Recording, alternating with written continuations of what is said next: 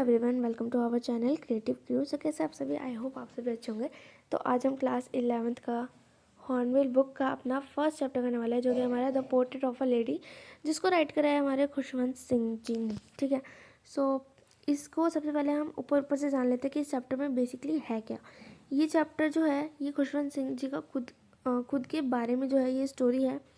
और इस स्टोरी में जो वो अपनी दादी के बारे में बता रहे हैं कि उनकी दादी कैसी थी और उनका जो टाइम है अपनी दादी के साथ वो कैसा बीता है और उनकी कैसी मेमोरीज है अपनी दादी के साथ। ये सब चीज़ें वो इसमें इस चैप्टर के थ्रू शेयर कर रहे हैं हमें। तो समरी के थ्रू हम इस चैप्टर को स्टार्ट करें। समरी के थ्रू हम इस चैप्टर चैप्टर को समझेंगे, जो कि बहुत ही अच्छे से आपको समझ भी आ जाएगा, क्योंकि ये जो समरी है ये बहुत इजी लैंग्वेज में है। तो आई होप कि आपको इसकी हर एक लाइन अच्छे से समझ आएगी। तो चलिए शुरू करते हैं। Chapter the portrait of a lady is the story of the author and his grand mother. पहले लाइन में हमें समझ आ रहा है क्या बोल रहे हैं कि ये जो चैप्टर है हमारा the portrait of a lady, ये किसके बारे में है? ऑथर यानी कि जो लेखक है वो, और उनकी ग्रैंड मदर यानी कि दादी के बारे में है। The grand mother was an old women. जो ग्रैंड मदर है वो कैसी है? ओल्ड वुमेन है, यानी कि एक बूढ़ी औरत है। विद अ रिंकल्ड फेस, यानी कि उनके फेस पे जो है झुर्रियाँ भी हैं। The author had always seen her like this for the past 20 years. यानी कि ऑथर इसमें क्या कह रहे हैं कि ऑथर जो है वो पिछले 20 सालों से अपनी दादी को ऐसे ही देख रहे हैं, यानी कि उनके फेस पे जो झुर्रियाँ हैं वो अभी तक भी ऐसे ना ज़्यादा हुई है ना कम हुई है, जैसी 20 साल पहले थी आज भी वो वैसे ही है, उनके में कोई भी चेंजेस नहीं हुए हैं। She appeared to be so old that he could not imagine her being young and pretty, someone who had a husband। यानी कि अब यहाँ पे ऑथर क्या कह रहे हैं, वो अपनी दादी को इमेजिन ही नहीं कर सकते हैं कि वो कभी यंग प्रिटी भी होंगी, यानी कि कभी जवान भी रही होंगी और सुंदर भी होंगी, या फिर कभी उनका कोई हस्बैंड भी रहा होगा। She was short fat and slightly bent. यानी कि उसकी दादी कैसी थी, उनका करेक्टर स्केच बता रहे हैं यहाँ पे कि जो ऑथर की दादी थी वो कैसी थी? शॉर्ट थी, छोटी थी, फैट यानी कि थोड़ी मोटी थी, एंड स्लाइटली बेंट यानी कि ऐसे झुकी हुई। जब बूढ़े हो जाते तो ऐसे झुक जाते हैं ना नीचे को, तो वो उसकी दादी भी वैसे ही थी। The author had seen his grand father portrait an old man with a turban and a long white beard covering his chest. यानी कि अब जो है उसने अपनी दादाजी का पोर्ट्रेट यानी कि फ़ोटो देखा, जिसमें उसके दादाजी ने क्या कर रखा है, एक टर्बन यानी कि पगड़ी पहन रखी है सर पे, और उनकी लॉन्ग वाइट बियर्ड यानी कि उनकी सफ़ेद लंबी दाढ़ी है, जिसने कवर कर रखा है उनके चेस्ट को, छाती तक जो उनकी दाढ़ी है वो छाती तक लंबी है। To the author his grandfather did not seem like a man who could have a wife and children, but someone who could have lots of children। तो अब यहाँ पे जो ऑथर है वो अपने दादाजी के बारे में बता रहे हैं कि अपने दादाजी को भी ऐसे इमेजिन नहीं कर पा रहे कि उनके दादाजी की भी कभी कोई वाइफ होगी या उनके भी कोई बच्चे होंगे, जबकि इन्हें देख कर तो ऐसा लगता है कि इनके बहुत सारे लॉट्स ऑफ चिल्ड्रंस का यहाँ पे मतलब है कि ऐसे पोते पोते ही रहे होंगे।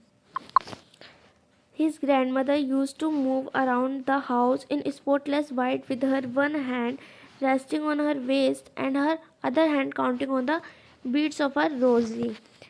तो अब जो यहाँ पे ऑथर है वो ये बता रहे कि जो उनकी दादी है वो उनके पूरे घर में ऐसे कैसे घूमती थी, एक हाथ ऐसे कमर पे रख के और एक हाथ में जो होती थी उनकी मालाएं होती थी, यानी कि बीड्स ऑफ हर रोज़री का मतलब यहाँ पे यही है कि वो माला काउंटिंग करती थी, यानी कि जाप करना। ठीक है।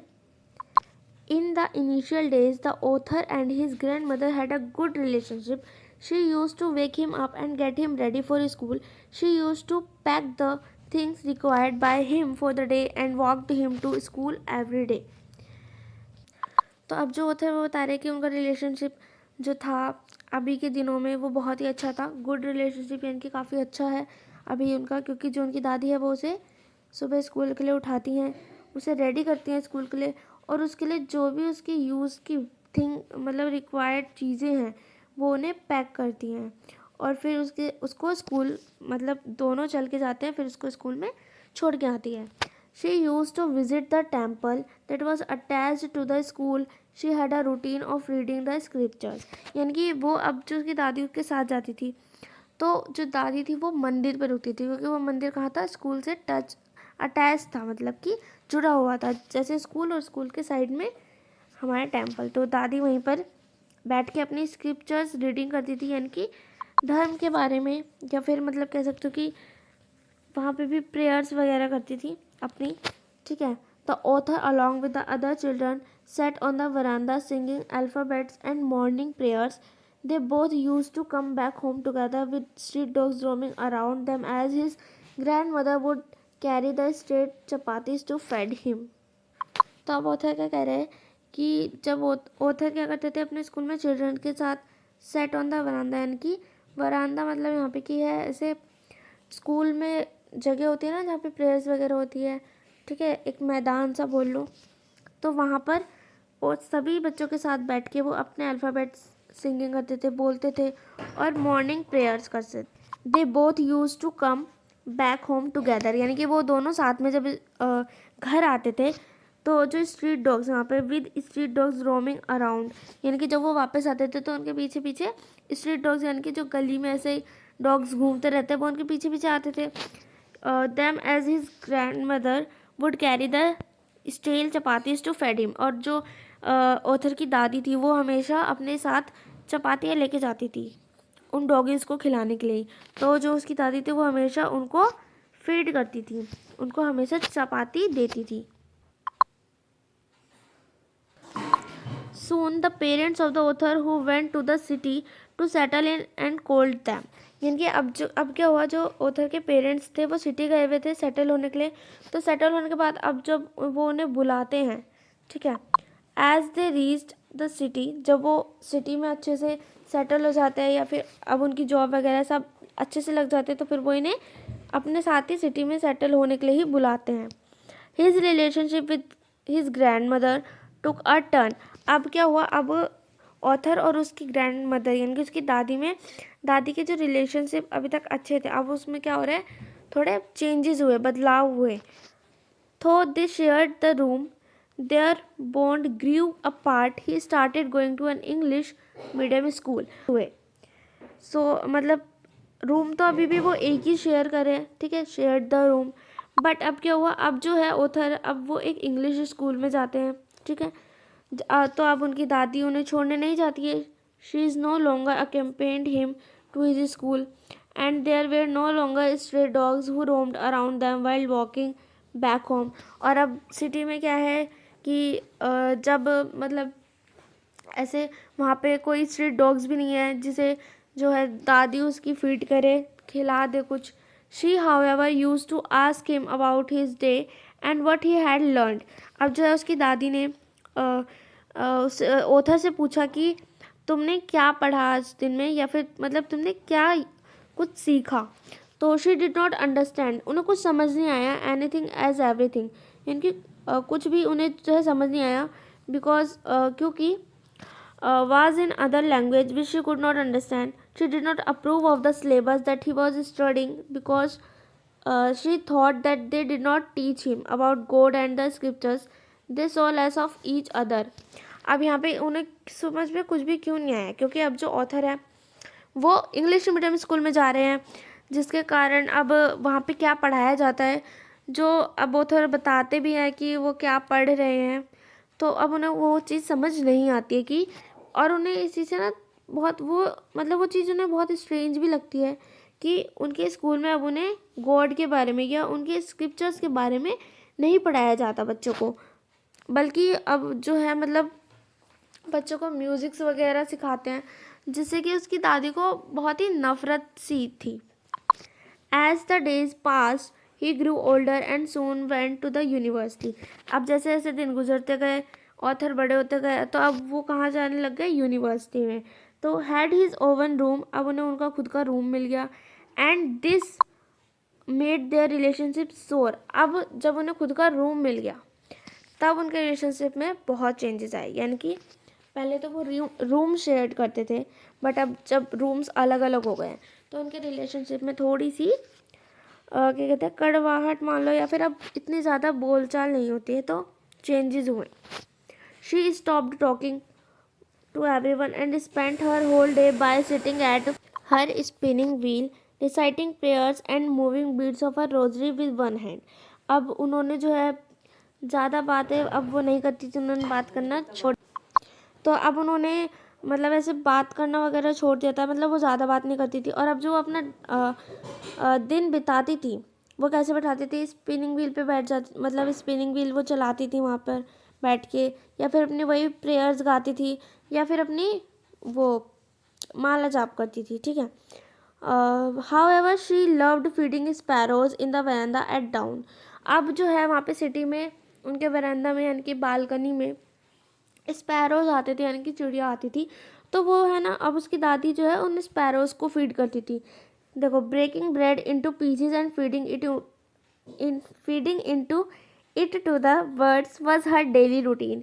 यानी कि अब उनका वो एक डेली रूटीन था स्पैरोज को फीड करना, जो ब्रेड थी उनको पीसेस में तोड़ के फिर वो उनको फीड करती थी, देती थी। The birds would sit on her legs, और जो बर्ड्स थी उनकी लेग्स पे, पैर पे बैठ जाती थी।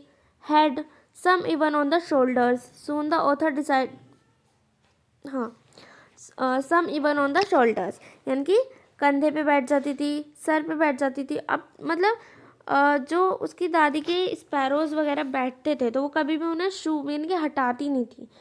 ये जो टाइम था ना, ये उनको बहुत अच्छा लगता था जब स्पैरोज उनके आके बैठते थे, तो वो मतलब जो मोमेंट था वो उन्हें बहुत अच्छा लगता था।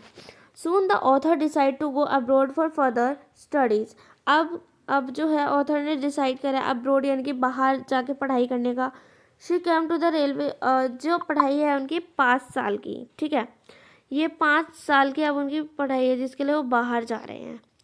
तो इसमें वो ये सोचते हैं कि ना, मतलब कि उनकी दादी इतनी बूढ़ी हो गई है कि अब जब वो क्या पता 5 साल बाद आएंगे कि वो रहेंगी कि नहीं रहेंगी, तो उन्हें ये चीज़ बहुत अंदर ही अंदर ऐसे लगती है। तो जब उसकी दादी को उस रेलवे स्टेशन पर आती है छोड़ने के लिए, तो शी वॉज नॉट सेंटिमेंटल, उसकी दादी कुछ भी ऐसे इमोशन अपने वो नहीं दिखा रही होती हैं। कंटिन्यूसली रिसाइटेड हर प्रेयर्स, वो तभी भी अपनी प्रेयर्स गा रही होती है। Her mind lost in prayers, उनका दिमाग प्रेयर्स में ही खोया हुआ होता है, मन मन में वो प्रेयर्स गा रही होती हैं। तो अब जब ऑथर जा रहे होते हैं तो उसकी दादी उसके हेड पे किस करती है, and she kiss him on the forehead, ठीक है। After 5 years as he return home, जब ऑथर 5 साल बाद घर वापस आते हैं, she was there come to pick him at the station, उसकी दादी उसके स्टेशन पे जाती है लेने। Was still the same as she had been 5 years ago, वो अभी भी वैसी ही दिखती हैं जैसे वो उन्हें 5 साल पहले छोड़ के गया था, उनमें अभी भी कोई चेंज नहीं हुआ होता। She clasped him within her arms and did not say a word, वो अब उसकी दादी जो है वो उसके ऐसे कंधे पे उसके हाथ फेरती हैं और कुछ कहती नहीं है। She still used to feed him sparrows, उन्होंने अभी भी स्पैरोज को फीड करना नहीं छोड़ा, वो अभी भी स्पैरोज को फीड करती हैं। One day she did not recite her prayers, एक दिन जब मैंने देखा कि वो अपने प्रेयर्स नहीं गा रही हैं, but is instead collected the women of the neighbourhood, बल्कि अपने प्रेयर्स गाने के बजाय वो जो स्ट्रीट मतलब ऐसे पड़ोस की आंटियाँ, ठीक है, उनको कलेक्ट कर रही हैं, इकट्ठा कर रही हैं। गॉट अ ड्रम, एक ड्रम भी लेके आ रही हैं हाथ में, एंड स्टार्टेड सिंगिंग, और कुछ गा रही हैं। मतलब अब जो इसमें ये बोला है ना कि उसकी दादी कुछ गा रही होती है, तो उसकी दादी जो है जैसे एक आर्मी ऑफिसर समझो कि कोई घर आ रहा है तो उसकी खुशी में ऐसे जश्न से मनाते हैं ना, तो वैसे उसकी जो दादी है कि उनका लड़का पोता वो 5 साल बाद पढ़ाई करके आ रहे हैं, तो उन्हें इस चीज़ की बहुत ज़्यादा खुशी हो रही है कि उनका पोता घर वापस आ रहा है, तो इसलिए जो है मैं फालतू में, तो इसलिए जो है वो खुश हो रही हैं। तो इसी वजह से जो है वो ड्रम बजाती हैं और कलेक्ट करती हैं वुमेन्स को जिनके साथ वो टाइम स्पेंड करती है। द नेक्स्ट मॉर्निंग, अगली मॉर्निंग, शी विल इल, यानी कि वो थोड़ी सी बीमार होती है, विद मिड फीवर, यानी कि उनको हल्का फीवर आया होता है, बुखार आया हुआ होता है। तो डॉक्टर से that there was nothing to worry about, doctor कहता है कि चिंता करने की कोई बात नहीं है about, but she was sure that her and was near, जबकि उसकी दादी को पता होता है कि उसका अंतिम समय करीब आ गया है अब। She did not want to waste her time talking to anyone in the family anymore but spend her last hours to reciting her prayers laying on the bed. अब जो है उसकी दादी को पता है कि उसका समय आ चुका है, तो वो जो है वो अपना अपना जो टाइम है वो वेस्ट नहीं करना चाहती हैं किसी से बात करके। जब फैमिली मेम्बर में से वो अपना टाइम अभी भी आखिरी के जो समय है वो अपने जो है वो प्रेयर्स को ही कर रही हैं बेड पे। वो अपना समय बिल्कुल भी बर्बाद नहीं करना चाहती है। Lifeless as they prepared for her funeral, they saw all the sparrows sitting in the veranda around her mourning her death.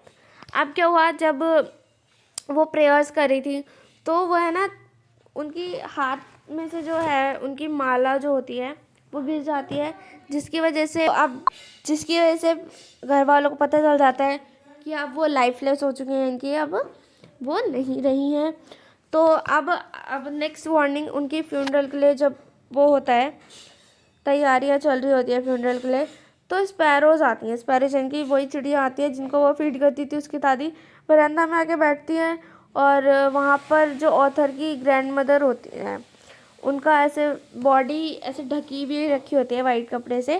तो जो स्पैरोज होती है वो उस दिन काफ़ी शोर भी नहीं मचाती, जैसे नॉर्मल डेज़ में वो काफ़ी ऐसे उनकी वॉइस आती थी, लेकिन अब उस दिन उनकी कोई वॉइस नहीं आई। वो आई शांत बैठ के, फिर वो चली गई, जैसे कि पता नहीं उन्हें भी कुछ एहसास हो गया होगा। फिर नेक्स्ट मॉर्निंग जब फिर वो चिड़िया आती है बरामदे में, तब जो ऑथर की मम्मी होती हैं वो स्पैरोज़ के लिए ब्रेड को पीसेस में तोड़ के डाल देती हैं। लेकिन फिर बाद में जब वो शाम को साफ़ करने चलती है बरामदा, तो देखती हैं कि ब्रेड्स वैसे के वैसे ही रखे हैं, किसी भी चिड़िया ने एक भी दाना नहीं खाया है। तो यानी कि जो स्पैरोज़ हैं उन्हें भी कुछ ऐसा एहसास हुआ होगा, रियलाइज़ हुआ होगा कुछ, जिससे कि उन्होंने भी अपना सोरो ऐसे एक्सप्रेस कर रही थी, जिसकी हेल्प से उन्होंने अपना सोरो ऐसे एक्सप्रेस करा है। तो यहीं पे हमारा जो है चैप्टर ख़त्म होता है। आई होप कि आपको चैप्टर की एक्सप्लेनेशन समझ आई हो। और ये चैप्टर जो है मैंने पूरा कवर कर दिया है पूरा। अब इसमें से मेनली ज़्यादातर कुछ पॉइंट रहे ही नहीं है। अब इसमें से थोड़े बहुत ही क्वेश्चन बनते हैं। सबसे ज़्यादा क्वेश्चन ये बनता है कि एक तो ये बनेगा कि ग्रैंड मदर और ऑथर के बीच जो सबसे बड़ा टर्न आया था उनकी रिलेशनशिप में, उनके बॉन्ड में, वो किस टाइम पे आया था और कौन सा क्या टर्न था। ठीक है। और एक छोटा सा क्वेश्चन आ सकता है कि दादी का कैरेक्टर स्केच बताओ। ठीक है। और ये भी आ सकता है क्वेश्चन कि सिटी में ग्रैंड मदर अपना टाइम कैसे स्पेंड करती थी, वो अपना पूरा दिन कैसे बिताती थी सिटी में, और वो गांव में कैसे बिताती थी। दोनों में डिफरेंस भी आ सकता है। मतलब गांव का मतलब ये है कि जब वो अपने पेरेंट्स के साथ नहीं रहता था ऑथर, तब जब वो सिर्फ अपने ग्रैंड मदर के साथ रहता था और ऑथर रहते थे, तब उनका टाइम कैसे स्पेंड होता था, और अब सिटी में आके उनका टाइम कैसे स्पेंड हो रहा है, इसमें डिफरेंस में क्वेश्चन आ सकता है। सो देख लेना। अब यहाँ पे चैप्टर होता है ख़त्म, और हमने 2-3 क्वेश्चन भी वो कर लिए हैं डिस्कस। तो अब मिलते हैं नेक्स्ट वीडियो में, तब तक के लिए बाय। आई होप अगर आपको वीडियो अच्छी लगे तो वीडियो को लाइक, चैनल को सब्सक्राइब कर देना, और अपने दोस्तों के साथ भी शेयर कर देना कि वो भी थोड़ा पढ़ ले भाई, पेपर आ रहे हैं।